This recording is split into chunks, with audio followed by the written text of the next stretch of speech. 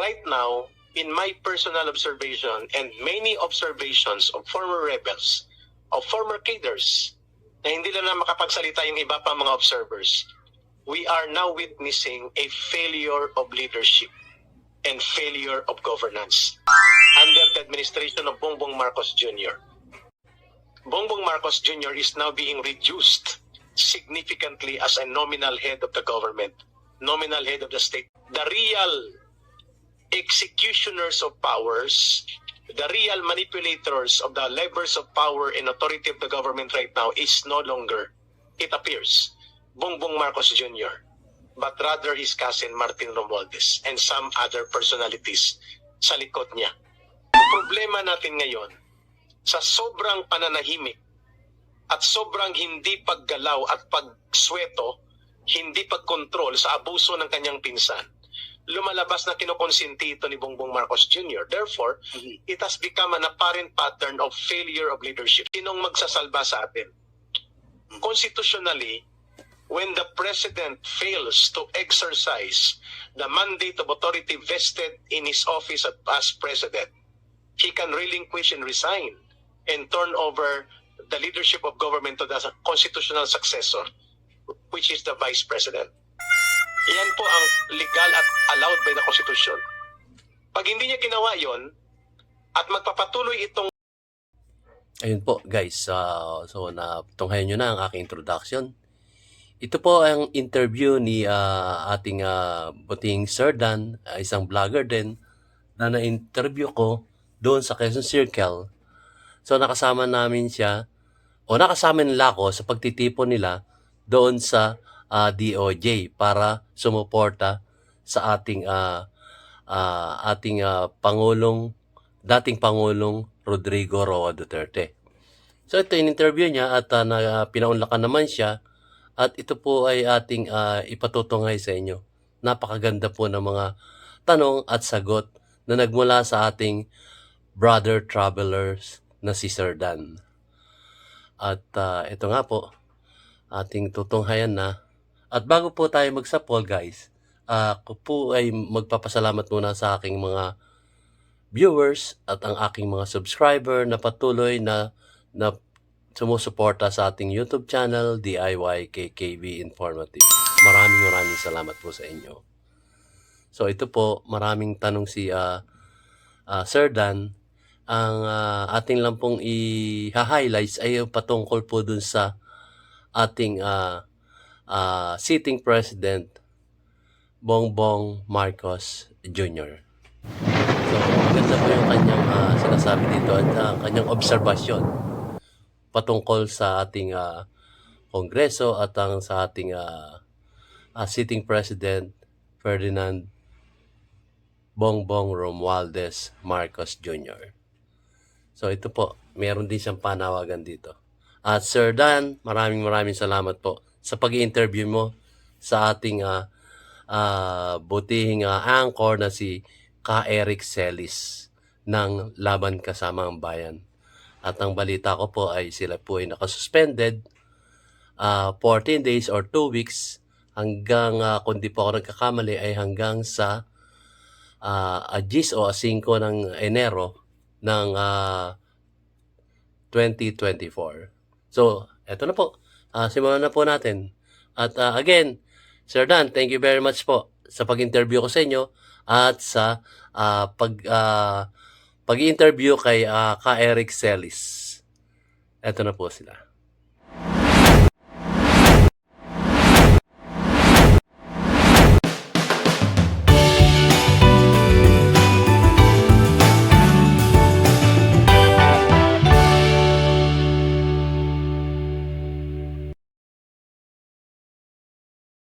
Right now, in my personal observation and many observations of former rebels, of former cadres, na hindi na makapagsalita yung iba pang mga observers, we are now witnessing a failure of leadership and failure of governance under the administration of Bongbong Marcos Jr. The real executioners of powers, the real manipulators of the levers of power and authority of the government right now is no longer, it appears, Bongbong Marcos Jr., but rather his cousin Martin Romualdez and some other personalities sa likod niya. Bongbong Marcos Jr. is now being reduced significantly as a nominal head of the government, nominal head of the state. First time ko itong sasabihin sa iyo, Brother Dan.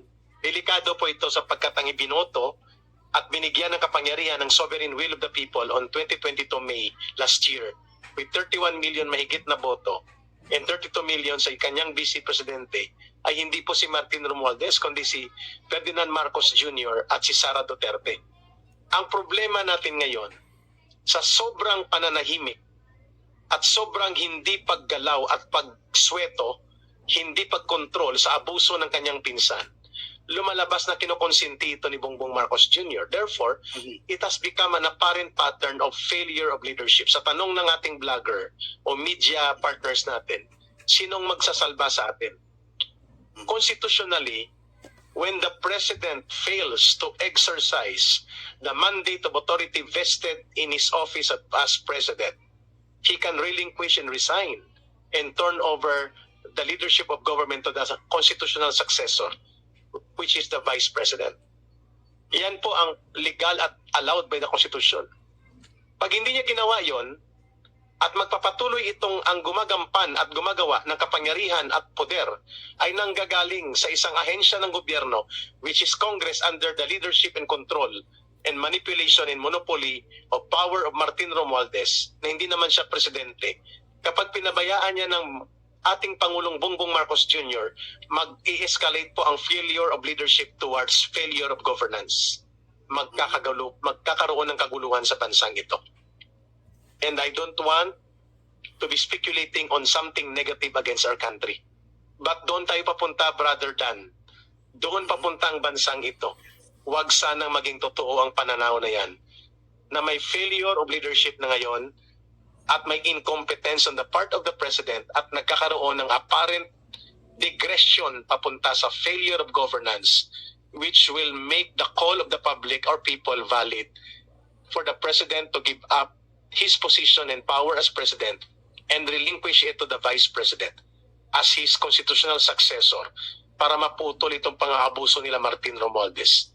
If hindi yan gagawin ni Pangulong Bongbong Marcos Jr. but instead, ito tolerate niya, ikukonsinti niya at pababayaan niya ang pang-aabuso sa poder na ginagawa ng kanyang pinsan, na Speaker of the House, mag-i-escalate po ang social divide ng ating bansa, magkakawatak-watak tayo, at pwede pong magkaroon ng mga kaguluhan sa ating bansa. If the President will fail to arrest the existence of an apparent failure of leadership, sapagkat ang nag-i-exercise ng powers of the President, imagine, hindi po under the Office of the President ang National Telecommunications Commission. Hindi rin po under hindi po under ang NTC or National Telecommunications Commission sa House of Representatives. Hindi po under ang MTRCB sa House of Representatives. Pero sino nagpapagalaw? Sinong kumukumpa? Sino gumagamit nito? At sino ang sumasakal sa budget? Na para bagang walang magagawa ang agencies of government, lahat takot. Sapagkat pag dumaan ka sa kay Martin Romualdez sa Congress, pwedeng tiklasin ang budget mo, ipahiya ka, gipitin ka, bastusin ka, i-intimidate ka the way they did to us. Kung paano kami binastos at nilapastangan ang mga karapatan namin bilang mga mamamayan, bilang resource persons sa Kongreso, na palagi nilang ginagawa. So, are these things significant indicators of a failure of leadership? Probably yes. We are observing it right now. At first time mong marinig ito, Brother Dan, na sinabi ko ito sa program ngayon. So, first time nga po, ngayon ko lang narinig ito. Tagal ko na. Yun po guys, so natunghayan nyo po ang aking feature ngayong araw na to. Ang interview ni Sir Dan sa ating anchor ng Laban Kasamang ang Bayan na si Ka Eric Celis. So marami pa po silang pinag-usapan dito, pero doon lang po ako tumutok doon sa napaka-special na talakayan nila patungkol dito sa ating butihing presidente Ferdinand Bongbong Marcos Jr. at ang isang Speaker of the House sa Kongreso. So, Sir Dan, again, maraming salamat po sa pag-interview mo sa ating Ka Eric Celis, at maraming salamat din sa iyo nung paunlakan mo ako na interviewin ka doon sa Quezon Circle. Ako po ay nagagalak at nagpapasalamat sa iyo, brother travelers. So, maraming salamat po sa inyo guys at sa muli nating pagkikita sa aking YouTube channel, DIY KKB Informative, na nagsasabing keep safe, God bless, and you have a great day. Sana'y may natutunan po tayo sa aking munting video ngayong araw na to. Maraming salamat po. See you on my next vlog guys. Sinong magsasalba sa atin? Constitutionally, when the president fails to exercise the mandate of authority vested in his office as president, he can relinquish and resign and turn over the leadership of government to the constitutional successor, which is the vice president. Yan po ang legal at allowed by the Constitution. Pag hindi niya ginawa yon at magpapatuloy itong